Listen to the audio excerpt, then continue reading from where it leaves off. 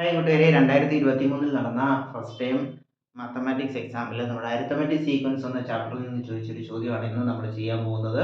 ക്യുലറ്റിന്റെ question ബുക്ക്ലെ സീരീസിലേക്ക് എല്ലാ കൂട്ടുകാർക്കും സ്വാഗതം. ചിത്രത്തിൽ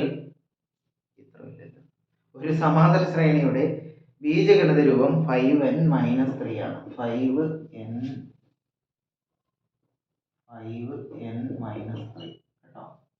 ഒരു സമാന്തര ശ്രേണിയിലെ ബീജഗണിത രൂപം, അതായത് ആൾജിബ്രായിക് എക്സ്പ്രഷൻ ആണ് xn = 5n-3. എന്നിട്ട് ശ്രേണി എഴുതാനാണ് പറഞ്ഞത്. അപ്പോൾ എന്നിന് 1 കൊടുത്താൽ 5 - 3 2 കിട്ടും. പിന്നെ ഈ 5 വീതം കൂട്ടി പോയാൽ മതി, കാരണം എന്നിന്റെ കോയിഫിഷ്യന്റ് ആണ് കോമൺ ഡിഫറൻസ് കേട്ടോ. അപ്പോൾ 2 2 5 7 7 5 12 ഇങ്ങനെ ആ സീരീസ് പോകും. അപ്പോൾ അത് കിട്ടി.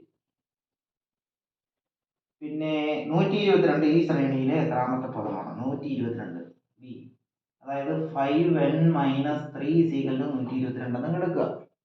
ഓക്കെ, അപ്പോൾ 5n = ഈ 3 ഇവിടെ കുറച്ചേക്കുവാണ്, അപ്പുറത്ത് ചിലപ്പോൾ കൂട്ടും, അതായത് 125 എന്ന് കിട്ടും. പിടിയോ? ഈ -3 സമത്തിന് ഇപ്പുറത്ത് കുറച്ചേക്കുകയാണ്, അതായത് അത് അപ്പുറത്ത് ചെല്ലുമ്പോൾ +3 ആയി, അത് തമ്മിൽ കൂട്ടി 125. ക്ലിയർ ആണോ? അപ്പോൾ ഇത് തമ്മിൽ വെട്ടാൻ പറ്റും. എത്രയാണ്?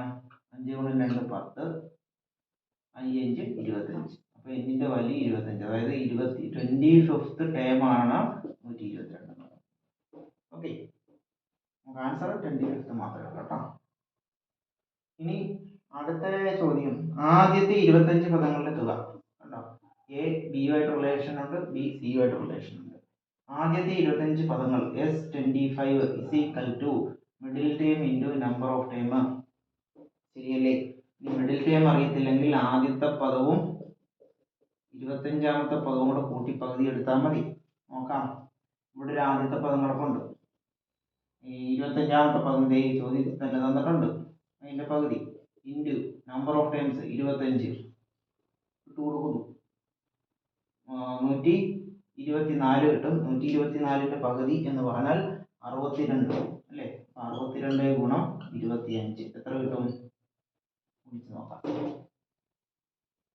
62 × 25 60. അപ്പോൾ 25 2 50 വരും. 25 × 6 150 വരും അല്ലേ? സോ 1550 ആൻസർ കിട്ടും കേട്ടോ. 1550. ഓക്കെ.